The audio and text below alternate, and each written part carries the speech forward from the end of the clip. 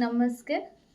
मुझे मोर पुराणा बही आ पत्रिका मानकर थाक को सजाड़ी से मोर एतिक सब पत्रिका पाइली जो थे मोर सब गप बाहर आहरी केते गुड़े पत्रिका अच्छी सेटा मु पाऊनी से पाइली जी मोर गोटे नुआ गप बही करने को जाऊँगी जो मोर बही रे मोर जीटा बही गप बही अच्छी से जो जो गप नाही आ पत्रिकार अच्छे मुझे नहीं मु गोटे नुआ गप बही करी से गोटे गप पाइली टुकुड़ा गप।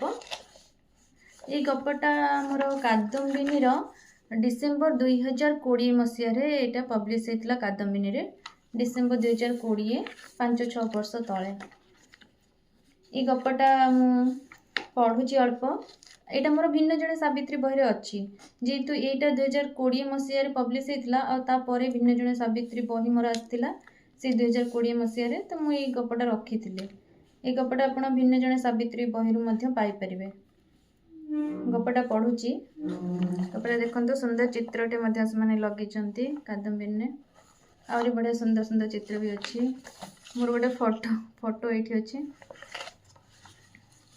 आहरी बहुत गुड़े गप अच्छी मुझे पढ़ी आपको शुणेबी।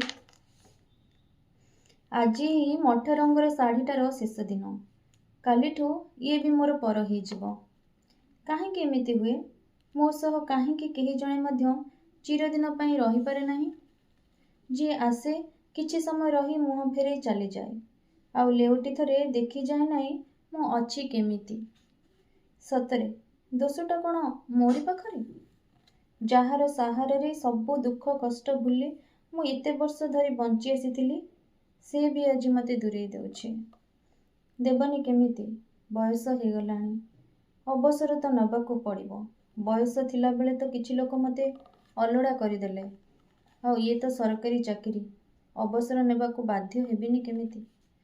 कल्पना दीदी स्कूल फेरी स्कूल शाढ़ीटा भांगु भांगु मने मने एमती किछि कहूथिले काली तांकर स्कूल रे शेष दिन शेष कथा भाविले ही तांको आखिरु लुह खसी पड़ुछि। स्कूल निरीह चपलमती पिलांक मेଳରେ सकाळ 10 रु अपराह्न 4 पर्यंत 6 घंटा समय केमिति जे कटि जाए कल्पना को जणा ही पड़ेनी। स्कूल घंटारू आरंभ और से घंटे शेष होता दिन गुड़िक एवं सरीज एमती तो 33 वर्ष कटिगला आउ मात्र दिनटीए आगामी दिन मानकरे प्रतिदिन स्कूल छुट्टी घंटा बाजी उठिले आग दिन मानकरे प्रतिदिन स्कूल छुट्टी घंटा बाजी उठिले कल्पना छाती भीतर छपी जंत्रणाटा रुग रुग होगा आरंभ कर दिए लगे यही जमीती एठू जाऊ जाऊ तांको पुणी गोटे विराट झड़र सामना करने को पड़ो।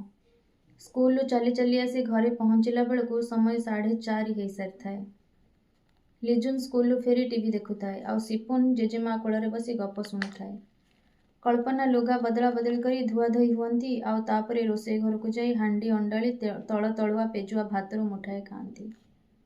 खाई सारी आ विश्राम नेबाकू किंबा पुओ झुओ दुही को कोले नेबाकू तांको पाखे समय न थाए। छात उपरे 10-12टी पिला ट्यूशन पाई अपेक्षा करिथांती। संध्या 5 भितर कल्पना सबु काम सारी सेमानकु पढ़ाइबाकू चली जाती। एइटा ही से समय रे से घरे तांकर प्राय प्रतिदिनर घटना थिला। सुदीप सबुदिन संज गड़ी राति 9 हेला जाए घर को फेरंतीनी। से विवाह पूर्वर और बाहागर परे परे वर्षे जाए संज परे कुआडे जाऊ नथिले। ए अभ्यासटा तांकर लिजुन जन्म हेबा परे परे हेइछि। लिजुन जन्म ता मामू घरे। कल्पनांकर गुड़ाए कॉम्प्लिकेशन थिला। प्रथम प्रेग्नेंसी सुदीप डरी जाइथिले। कल्पना को नहीं तांको भाई भाउजों पाखरे छाड़ी आसीथिले। सेठारे हॉस्पिटल सुविधा सुजोग अपेक्षाकृत भल होइथिबारु कल्पना पिला बेलू बापा माँ उभय को हरई भाई भाउजों पाखरे बड़ होइछंती। तथापि तांको निज भाईर घरटा बाहागर परे भारी अड़ुआ अड़ुआ लगे भाउज जमिति भावुचंती दायित्व सारीदेला परे भी ये आम पिछा छाड़ुनी काहेकि। कल्पना निरुपाय। सुदीप को से निजर सबू किछि भावुथिले। आखि बुझी तांको हाँ रे हाँ आ ना रे ना मिलेबा कल्पनांकर अभ्यास हो जाइथिला।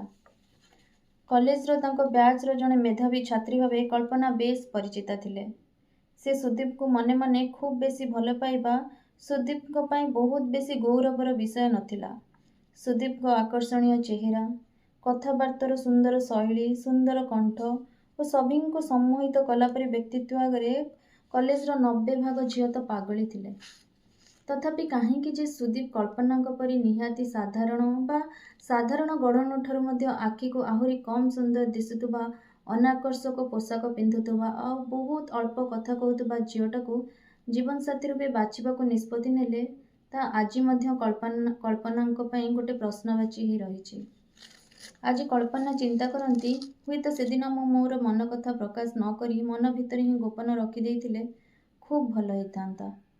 ନହେଲେ ସୁଦୀପ ମୋତେ ସେତେବେଳେ ପ୍ରତ୍ୟାଖ୍ୟାନ କରିଥିଲେ ବୋଧେ ଆହୁରି ବେଶୀ ଭଲ ହେଇଥାନ୍ତା। କଳ୍ପନା ଶୁଣିଥିଲେ କଲେଜରେ ସୁଦୀପଙ୍କର ଅନେକ ଝିଅଙ୍କ ସହ ଫ୍ରେଣ୍ଡସିପ୍ ଥିଲା। ସେସବୁ କେବଳ ବନ୍ଧୁତା ବା ତାଠାରୁ କିଛି ଅଲଗା ଏକଥା ଚିନ୍ତା କରିବାକୁ କଳ୍ପନା ଆଦୌ ଚାହୁଁନଥିଲେ। ସେ କେବଳ ଗୋଟେ ଆକର୍ଷଣର ବଶବର୍ତ୍ତୀ ହେଇ ସୁଦୀପଙ୍କର ଗୋଟିଏ ଝଲକ ପାଇଁ ପାଗଳି ପରି ଅନେଇ ରହୁଥିଲେ। କଳ୍ପନା ଜାଣିଥିଲେ ସୁଦୀପଙ୍କର ସେ କୌଣସି ଦିନ ପସନ୍ଦଯୋଗ୍ୟ ହେବେ ନାହିଁ। ତଥାପି ଦିନେ ନିଜ ମନ କଥା ଖୋଲି କହିଦେଲେ ଓ ସୁଦୀପ ଟିକେ ହସିଦେଇ ହାତରେ ସାଇକେଲର ଚାବି ରିଙ୍ଗଟାକୁ ଘୁରେଇ ଘୁରେଇ ଚାଲି ଯାଇଥିଲେ। କଳ୍ପନାଙ୍କ ପ୍ରେମ ନିବେଦନର 15 ଦିନ ପରେ ସୁଦୀପ କଳ୍ପନାଙ୍କୁ ବିବାହ କରିବାକୁ ପ୍ରସ୍ତାବ ଦେଇଥିଲେ। କଳ୍ପନାଙ୍କ ପାଇଁ ସେଇ ଫେବୃଆରୀ 8 ତାରିଖଟି ଜୀବନର ସବୁଠୁ ଖୁସିର ଦିନ ଥିଲା। ଲାଗୁଥିଲା ସାରା ପୃଥିବୀର ସବୁଯାକ ସୁଖ ସୌଭାଗ୍ୟ ଯେମିତି ତାଙ୍କ ହାତ ପାପୁଲିରେ ଅଜାଡ଼ି ହେଇ ପଡ଼ିଛି। ବିନା ଡେଣାରେ ବି ସେଦିନ କଳ୍ପନା ନିଜ କଳ୍ପନା ରାଜ୍ୟରେ ଉଡ଼ି ଉଡ଼ି ଖୁବ୍ ଉଚ୍ଚକୁ ଚାଲି ଯାଇଥିଲେ। ସେ ବୁଝିବାକୁ ଜାଣିବାକୁ ଚାହୁଁନଥିଲେ ଏଇ ଉଡ଼ାଣ ତାଙ୍କୁ ଦିନେ ଭୀଷଣ ଭାବେ ତଳକୁ କଚାଡ଼ି ଦେଇପାରେ। କଳ୍ପନାଙ୍କ ସହ ସୁଦୀପଙ୍କର ବାହାଘର ହେଇଗଲା। କଳ୍ପନାଙ୍କ ପରିବାରର ବିରୋଧ କରିବାକୁ କେହି ନଥିଲେ। ବରଂ ଭାଇ ଭାଉଜ କଳ୍ପନାଙ୍କଠାରୁ ନିଜକୁ ମୁକ୍ତ କରିବାକୁ ଚାହୁଁଥିଲେ, ସେ ପୁଣି ବିନା କୌଣସି ଅର୍ଥ ବ୍ୟୟ କରି। ସୁଦୀପଙ୍କର ସେତେବେଳେ ଚାକିରି ନଥିଲା ଓ କଳ୍ପନାଙ୍କୁ ସେ ବିନା ଯୌତୁକରେ ଅଳ୍ପ ସ୍ୱଳ୍ପରେ ବିବାହ କରିନେବାକୁ ଚାହିଁବାର ପ୍ରସ୍ତାବଟା କଳ୍ପନାଙ୍କ ଭାଇ ଓ ଭାଉଜଙ୍କୁ ଖୁବ୍ ସୁହାଇଥିଲା। କଳ୍ପନା ବୋହୂ ହେଇ ଆସିଲେ, ଖୁସି ଥିଲେ। କିନ୍ତୁ ଦୁଃଖଟା ସେତେବେଳେ ଲାଗୁଥିଲା ଯେତେବେଳେ ଶାଶୁଘର ଲୋକେ ତାଙ୍କରି ସାମ୍ନାରେ ତାଙ୍କର ରୂପ ରଙ୍ଗକୁ ନେଇ ଆଲୋଚନା କରୁଥିଲେ। ଅବିବାହିତା ନଣନ୍ଦଟି ଶାଶୁଙ୍କ ଉଦ୍ଦେଶ୍ୟରେ କହୁଥିଲା, ବୋଉ, ମୋର ଏତେ ହ୍ୟାଣ୍ଡସମ୍ ଭାଇଟା ଏଇ ଭାଉଜଙ୍କ ପାଖରେ କ'ଣ ଦେଖିଲା ଯେ ବାହା ହେବାକୁ ଜିଦ୍ ଧରି ବସିଲା। ତାହାର କଥାରେ ସମସ୍ତେ ହସୁଥିଲେ। ଶାଶୁ ବି କହୁଥିଲେ, ବୋହୂଟାର ରୂପ ଅବାଗ ହେଲେ କ'ଣ ହେଲା, ପାଠରେ ସେ ବେଶ୍ ଭଲ। ସୁଦୀପ ପରା କହୁଥିଲା। ଚମ୍ପାଗୋରୀ ସୁନ୍ଦରୀ ନଣନ୍ଦ କଳ୍ପନାଙ୍କ ବିବାହର ବର୍ଷେ ପରେ ଓଏସ୍ ଅଫିସର ବରଟେ ବାହା ହେଇ ଶାଶୁଘରକୁ ଚାଲିଗଲା। ସୁଦୀପଙ୍କର ଚାକିରି ହେଇଗଲା। କଳ୍ପନା ଗର୍ଭବତୀ ହେଲେ ଓ ଭାଇଙ୍କ ପାଖକୁ ରହିବାକୁ ଚାଲିଗଲେ। ଫେରିଲା ବେଳକୁ ଖୁସିର ଅସରନ୍ତି ଭଣ୍ଡାର ସଦୃଶ ସାଙ୍ଗରେ ଗୁଲୁଗୁଲିଆ କଣ୍ଢେଇଟେ ଧରି ଫେରିଲେ। ସୁଦୀପ ଖୁବ୍ ଖୁସି ଥିଲେ। ସେ ଖୁସି କିନ୍ତୁ ବେଶୀ ଦିନ ପାଇଁ ତିଷ୍ଠି ରହିପାରିଲା ନାହିଁ। ଲିଜନକୁ ଜନ୍ମ ଦେଇ କଳ୍ପନା ଭୀଷଣ ଅସୁସ୍ଥ ହୋଇପଡ଼ିଥିଲେ। ଘର କାମରେ ଶାଶୁଙ୍କୁ ବିଶେଷ ସହଯୋଗ କରିପାରୁନଥିଲେ। ଅଳ୍ପ କାମରେ ଖୁବ୍ ବେଶୀ ଥକି ଯାଉଥିଲେ। ରାତିରେ ଲିଜନ ଶୋଉନଥିଲା। ସୁଦୀପ ବିରକ୍ତ ହେଉଥିଲେ। ବେଡ୍ରୁମ୍ରୁ ବାହାରି ଯାଇ ଡ୍ରଇଂ ରୁମ୍ରେ ଶୋଉଥିଲେ। କଳ୍ପନାଙ୍କ ଶରୀର ବେଶୀରୁ ବେଶୀ ଦୁର୍ବଳ ଓ କ୍ଷୀଣ ହେଉଥିଲା। ସେ ନିଜ ବୟସଠାରୁ ଟିକେ ବେଶୀ ବୟସ୍କା ମନେ ହେଉଥିଲେ।